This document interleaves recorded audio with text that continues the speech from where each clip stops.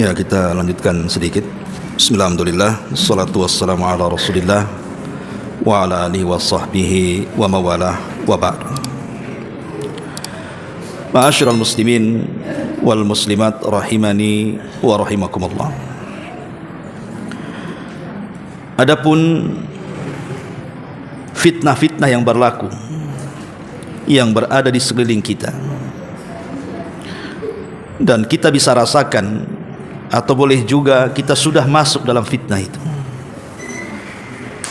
Pertama adalah fitnatul mal, fitnah yang berkenaan dengan harta.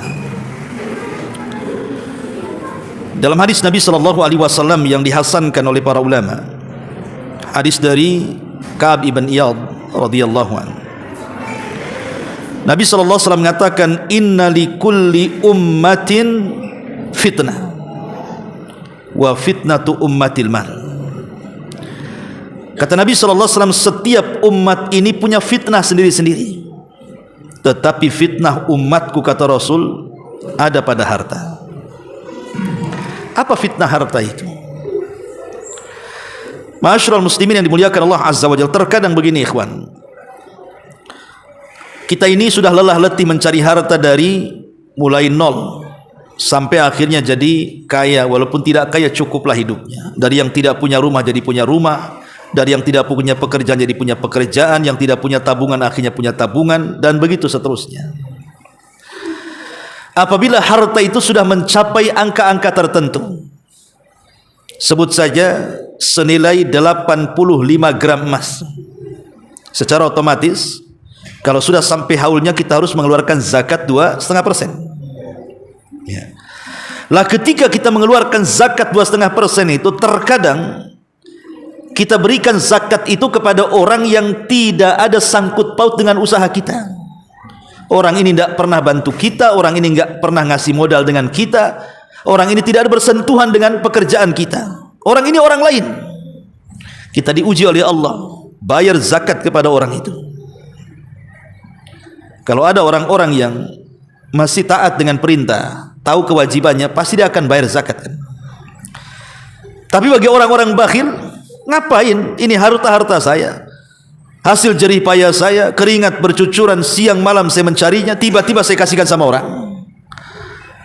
Makanya zakat ini bagian daripada fitnah harta, tapi hakikatnya itu membersihkan harta.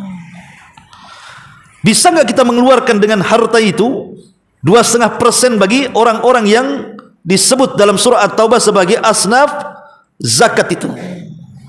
Lah itu di sini terkadang diuji dengan harta itu, mau mengeluarkan atau tidak.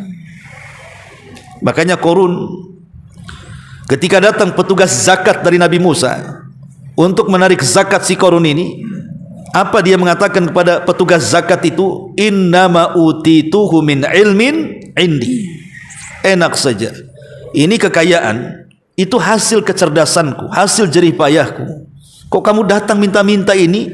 Apa masalahmu? Jadi Allah Subhanahu wa taala menguji dengan harta, fitnah harta ini, mau enggak mengeluarkan? Kalau dia mau mengeluarkan, terbebaslah dia dari fitnah harta itu. Tapi kalau dia tidak mengeluarkan, berarti terbebani dengan fitnah harta itu. Ikhwan, setumpuk harta tidak akan dibawa mati. Sampai-sampai Nabi SAW mengatakan, maluka ma akalta fa'afnaita wa ma labista fa'ablaita wa ma tasaddaqta fa'abqaita. Hartamu, kata Rasul, yang kau makan habis, yang kau pakai usang, yang kau sedekahkan, itulah yang kau akan bawa mati. Makanya ketika kita mati diikuti oleh dua perkara. Pertama harta, dan yang kedua keluarga. Dan yang pertama kali meninggalkan kita dari keduanya adalah harta kita dulu. Semata-mata ruh kita dicabut, sudah nggak ada hubungan kita dengan harta lagi. Padahal itu harta-harta kita, hasil jerih payah kita, semata-mata ruh keluar saja, itu sudah nggak ada hubungan dengan harta. Yang kedua, berpisah dengan keluarga. Karena keluarga itu hanya ngantar sampai kuburan saja. Tidak mungkin juga dia masuk ke liang latiku di kubur. Dia sampai kuburan, selesai penguburan, selesai. Ahli waris itu menangis itu seminggu paling lama. Setelah seminggu sibuk cari berangkas. Mana sertifikat rumah, mana sertifikat kebun, mana sertifikat ini itu. Ikhwatu fiddin, sementara ahli waris mereka dapat warisan secara halal, walaupun boleh jadi di antara harta warisan itu ada yang haram yang diambil oleh sang pewaris kan itu. Umpamanya yang mewariskan itu semasa hidupnya, ya ada yang kerjanya bagus, ada yang kerjanya haram. Boleh jadi dia kerjanya bagus, tapi mungkin ada hasil judi online-nya di situ, hasil togelnya, hasil nipunya, ya kan? Ketika dia mati, harta waris itu walaupun ada yang haram, kalau sudah jadi milik ahli waris jadi halal. Jadi ahli waris mendapatkan dengan cara halal, karena itu warisan orang tuanya. Sekarang yang rugi siapa? Yang rugi yang mewarisi. Karena dia di kuburan akan ditanya, dari mana kau dapatkan harta itu? Kemana pula kau belanjakan? Ya kalau ahli warisnya baik, kalau ahli warisnya baik, boleh saja mungkin dengan harta warisannya dia sedekahkan, dia kasih dengan orang tuanya kan. Tapi kalau ahli warisnya jahat, subhanallah, boleh jadi mungkin ahli warisnya dengan harta yang kita wariskan dia berbuat zalim, dia mabuk, dia zina, dia ini, dia itu dengan harta warisannya itu. Berarti kita sudah menanamkan dosa jariah dengan harta kita. Makanya Umar bin Abdul Aziz rahimahullahu taala tidak pernah mewariskan harta kepada anaknya, hanya mewariskan kalimat takwa. Ketika ditanya, wahai Amirul Mukminin, bukankah engkau orang nomor 1? Kenapa kau biarkan anak-anakmu tanpa mendapatkan warisan? Kenapa kau sedekahkan hartamu? Maka kata Umar bin Abdul Aziz, kalau saya wariskan takwa dan mereka melaksanakan warisan takwaku, maka Allah akan memberikan harta untuk mereka tanpa dikasih warisan pun mereka kaya. Karena Allah yang mengatakan, wa man yattaqillah yaj'al lahu makhraja wa yarzuqhu min haitsu la yahtasib. Siapa yang bertakwa kepada Allah, maka dia akan carikan jalan keluarnya dan Allah akan kasih rizki dari arah yang tidak disangka-sangka. Tapi kalau saya kasih warisan harta sementara mereka tidak bertakwa, itu sama saja saya tolong menolong di atas kemaksiatan setelah saya mati, katanya. Kalau orang tidak bertakwa memegang harta, apa kata Rasul? Malun saleh li rajulin saleh. Harta itu menjadi baik kalau yang memegang orang baik, tapi harta menjadi jahat kalau yang memegang orang jahat, kata Rasul. Lah, bagaimana ini fitnah harta? Makanya kenapa ada istilah para ulama itu haqiqatul mal at-tajmi' wa tafriq. Hakikat harta itu dikumpul habis ditinggal. Bahkan yang ngumpulkan harta itu tidak sempat menikmati dia, keburu mati pula. Karena harta itu cuma dua kemungkinan, harta yang meninggalkan kita atau kita yang meninggalkan harta, cuma itu saja. Boleh jadi harta yang meninggalkan kita, tiba-tiba kerampokan, kecolongan, terjadi gempa, terjadi tsunami, ke bawah arus, ke bawah masuk ke dalam bumi dan begitu seterusnya. Atau kita yang meninggalkan harta dengan kematian. Maka inilah fitnah yang pertama, fitnah harta, dan ini yang menjadikan orang lalai dan lupa diri. Orang jadi jahat itu gara-gara harta. Tadinya bersaudara baik-baik, gara-gara harta akhirnya musuhan. Itu semua gara-gara harta, ikhwatu. Makanya fitnah harta itu besar sekali. Ini yang pertama. Yang kedua, fitnah tahta, jabatan, kepemimpinan. Ini fitnah juga, ikhwatu fiddin. Apalagi kalau sudah mendekati turun, mendekati lengser gitu bahasa kitanya, itu sudah stres tuh biasanya jabatan itu. Sehingga ada sebagian orang itu untuk mempertahankan jabatannya, dia rela sikat sikut sana sini, dia rela menumpahkan darah supaya jabatannya tetap ada. Karena itulah di situ letak kenikmatan menurut dia. Makanya lihat para pemimpin itu, mereka itu terkadang tidak punya hati dengan siapapun. Yang penting jabatannya tidak digoyangkan, aman kalian. Kalau digoyangkan, awas kalian. Ya. Ma'asyiral muslimin yang dimuliakan Allah Azza wa Jalla. Kemudian juga secara singkat, fitnah wanita. Fitnah wanita ini bahaya. Dahulu di zaman ulama salaf ada yang bercerita. Jadi ketika tentara kaum muslimin melawan orang-orang Romawi, jadi ada anak muda. Ketika melawan tentara orang Romawi, orang-orang Nasrani Romawi itu mereka bukan hanya mengerahkan pasukan laki-laki, pasukan perempuan pun mereka dikerahkan. Kalau dalam Islam kan tidak boleh. Wanita dilibatkan itu hanya untuk mengobati, masak, membantu. Nggak boleh di depan gitu. Kalau orang Nasrani mana tahu. Mereka perempuan pun ikut perang. Lah kebetulan satu tentara Nasrani ini dari kalangan Romawi ini cantik. Ketemulah seorang mujahid Muslim, hafal Quran. Ketika berjumpa nggak berani bunuh, malah tatap-tatapan jatuh cinta pula nih. Ya ceritanya. Ya. Akhirnya kemudian malam hari dia cari tuh wanita itu. Di waktu ketika sudah gencatan senjata, tidak ada perang-perangan, dia cari tuh wanita itu. Dia tanya ke komandannya, mana yang namanya wanita itu? Aku akan menikahinya. Oh, tidak bisa, kau ini seorang muslim. Kalau engkau ingin menikah dengan wanita itu, syaratnya kau murtad dulu. Aku yang akan menikahkan kau dengan dia, katanya. Karena dia anak buahku. Demi perempuan rela murtad dia, padahal hafal Quran. Ya. Akhirnya nikah. Sudah lama menikah. Akhirnya dia rindu ingin berjumpa dengan kawan-kawannya orang muslim. Ya. Ketika kawan-kawannya berjumpa dengan dia, kawan-kawannya bertanya, "Ya fulan, aina Quran? Di mana Quranmu? Aina salatuk? Mana salatmu? Aina ibadatuk? Mana ibadahmu?" katanya. Maka orang ini mengatakan, "Tidak ada. Udah enggak ada lagi hafalan di otakku hafalan Quran kecuali satu ayat," katanya. Yang lain sudah lupa, satu ayat pula tak lupa, katanya. Jadi orang-orang mengatakan, sebutkan satu ayat saja, tidak apa-apa yang kau ingat, katanya. Kemudian dia membaca ayatnya aneh. Dia mengatakan, "Ma yawaddul ladzina kafaru law kanu muslimin." Ma yawaddul ladzina kafaru law kanu muslimin. Nanti pada hari kiamat, angan-angan orang kafir itu cuma satu, ingin kembali muslim. Itu ayat yang dihafal. Ini kan fitnah perempuan dalam kondisi jihad. Bahkan pernah saya ceritakan kepada antum kan tentang kisah dari seorang ulama namanya Abu Abdillah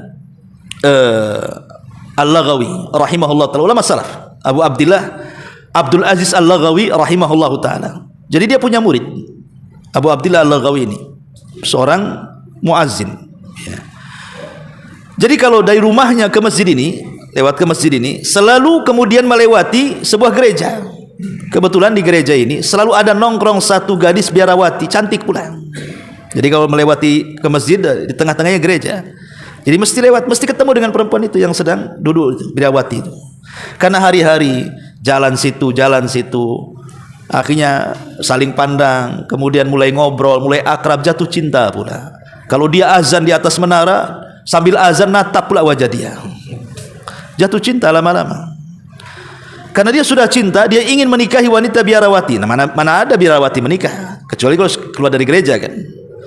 Jadi nggak disetujui orang tuanya. Karena cintanya ditolak, mati karena cinta pula dia.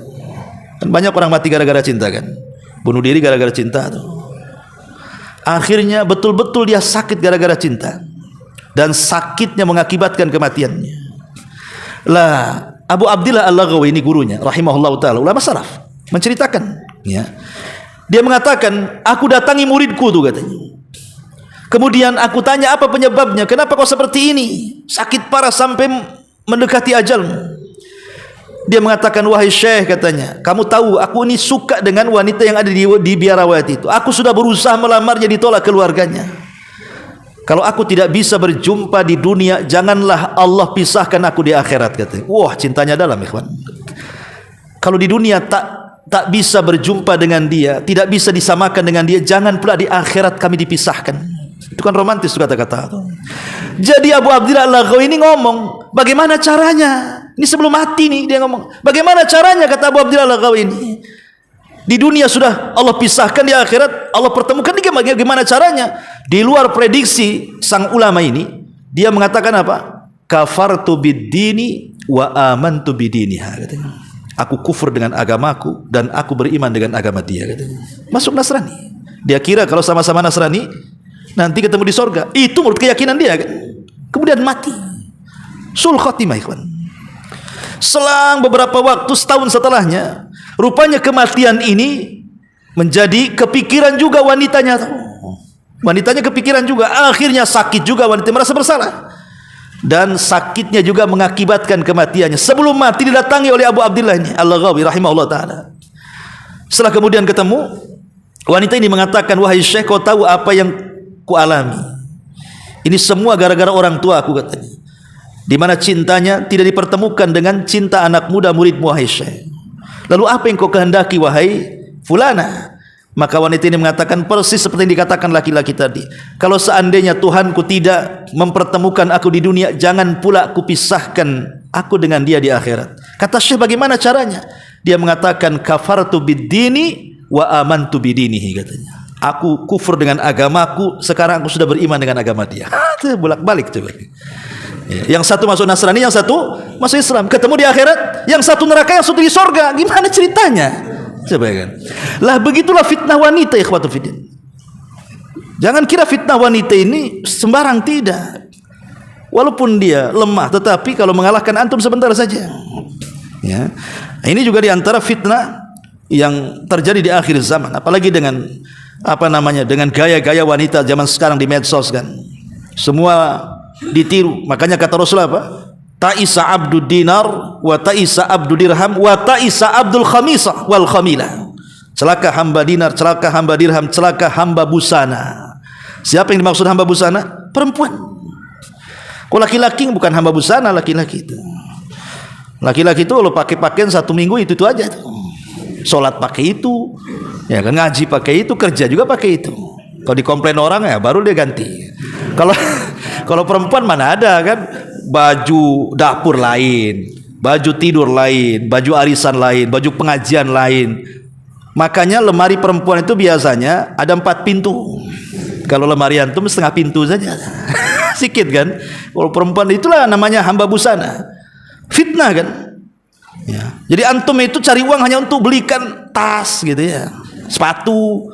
Ya. Karena ya kalau umahat para akhwat ini yang sudah ngaji insyaallah enggak dapat hidayah insyaallah ya. Tapi orang-orang awam sana yang hari-hari tengok YouTube, tengok model, tengok ini, stres lakinya ikhwan. Ya. Karena mandang sedikit saja itu ketertarikan untuk membeli dan memilikinya. Coba tanya sama istri antum tuh, kalau ada kawannya pakai baju bagus, pasti dipandang bajunya. Beli di mana, bagus mereknya ya, berapa harganya, bisa COD enggak kan itu. Nah ini itu kalau laki-laki ada kawannya pakai jubah nggak peduli, walaupun jubah dari Arab kan branded pun nggak peduli dia. Saya nggak perlu jubah dia kan itu. Karena itu bukan di situ penghambaan laki-laki. Laki-laki itu hamba perempuan ya. Laki-laki itu hamba perempuan. Karena kesenangannya cuma satu, perempuan, laki-laki itu. Makanya di sorga kenapa diberikan nikmat bidadari, nggak yang lain. Laki-laki itu kan di surga nikmatnya cuma bidadari saja, nggak ada yang lain. Karena tidak ada yang memuaskan laki-laki kecuali perempuan. Kalau perempuan ini kepuasannya bukan antum saja. Ya, kadang-kadang lihat antum bosan. Ya, lihat emas, lihat gelang, lihat tas. Nah, dia banyak kesenangannya. Makanya di akhirat itu nikmatnya banyak. Tidak disebutkan nikmat perempuan itu dalam Quran itu, karena nikmatnya terlampau banyak. Ya.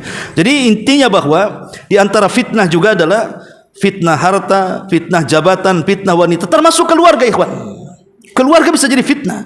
Sampai-sampai dahulu di zaman Nabi ada orang-orang yang hijrah ke Mekah dari Mekah ke Madinah itu. Semua sahabat pada hijrah.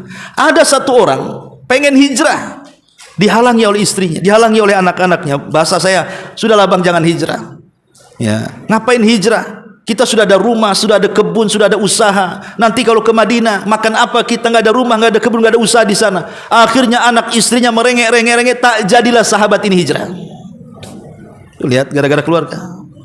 Setelah bertahun-tahun lamanya, ya sudah 7-8 tahun lamanya, baru dia bisa menyadarkan istrinya pentingnya hijrah. Akhirnya barulah mau istri dan anaknya hijrah dari Mekah ke Madinah. Sampai di Madinah, teman-teman yang hijrah duluan 8 tahun yang silam, sebagian mereka sudah kaya, sebagian mereka sudah jadi ulama, sebagian mereka sudah jadi sukses dan begitu seterusnya. Sementara dia baru datang jadi orang biasa. Dimarahi istrinya, tuh gara-gara kau katanya. Coba kalau dulu aku hijrah bersama mereka, aku sudah jadi ulama, aku sudah jadi orang kaya, aku sudah jadi... Disalahkan istrinya. Dari sini turun ayat surah At-Taghabun. Ya. Apa ayatnya? Turun ayat surah At-Taghabun. Surah Al-Munafikun juga, surah At-Taghabun juga. Surah Munafikun ayat 9 dan juga At-Taghabun ayat 14. Dalam surah Al-Munafikun Allah mengatakan, ya ayyuhalladzina amanu la tulhikum amwalukum wala auladukum an dzikrillah. Wahai orang-orang yang beriman, jangan melalaikan kalian harta kalian, anak-anak kalian juga jangan melalaikan kalian dari zikir kepada Allah Subhanahu wa taala. Dan surah At-Taghabun Allah mengatakan, terkadang anak-anak dan pasangan kalian itu aduwwal lakum fahdaruhum, bisa menjadi musuh kalian, hati-hati dari mereka. Bisa dalam bentuk ideologi, musuh ideologi, ya seperti tadi dilarang suaminya jangan hijrah, itu kan ideologi namanya. Atau musuh beneran, ada anak membunuh orang tua secara fisik, naudzubillah. Ya. Jadi ini juga fitnah keluarga ini. Nah, ini juga bagian daripada fitnah. Termasuk juga, secara singkat ya karena ada waktu. Termasuk fitnah keluarga dan juga fitnah munculnya para duat yang menyesatkan. Banyak artis-artis yang mendadak jadi ustad, mondoknya di mana? Atau jadi ustad. Ya, pelawak jadi ustad, kapan belajarnya? Ngasih fatwa pula dia. Ini kan kata Rasulullah SAW, innama ma akhafu alaikum munafikun alimul lisan. Akan muncul yang paling aku khawatirkan dan yang paling aku takutkan, kata Rasul, ketika muncul para diplomasi yang pandai bicara agama tapi dalam rangka menyesatkan manusia. Nah, ini ulama ya, ini fitnah juga, para duat yang mengajak manusia ke dalam jahanam. Termasuk juga fitnah kezaliman dan keangkara murkaan yang ditimbulkan oleh para penguasa zalim dengan kebijakan-kebijakan yang tidak pro rakyat dan begitu seterusnya. Kemudian juga fitnah perpecahan, dan ini sudah terjadi. Ya, antar pengurus masjid pecah, antar pengurus yayasan pecah, antar jamaah pecah. Nah, udah ma'ruf lah, antum lebih paham. Ya. Kemudian fitnah al-haraj, fitnah pembunuhan, dan saya sudah katakan tadi. Kemudian fitnah kesesatan dalam agama. Dan yang terakhir tentu fitnah yang merangkum semua fitnah adalah fitnatud dajjal. Itulah fitnah yang merangkum semua fitnah dalam munculnya dajjal, ya tentu di akhir zaman. Wallahu a'lam bishawab. Mudah-mudahan ada manfaatnya. Akhirul kalam, subhanaka wa bihamdika asyhadu an la ilaha illa anta astaghfiruka wa atubu ilaik. Allah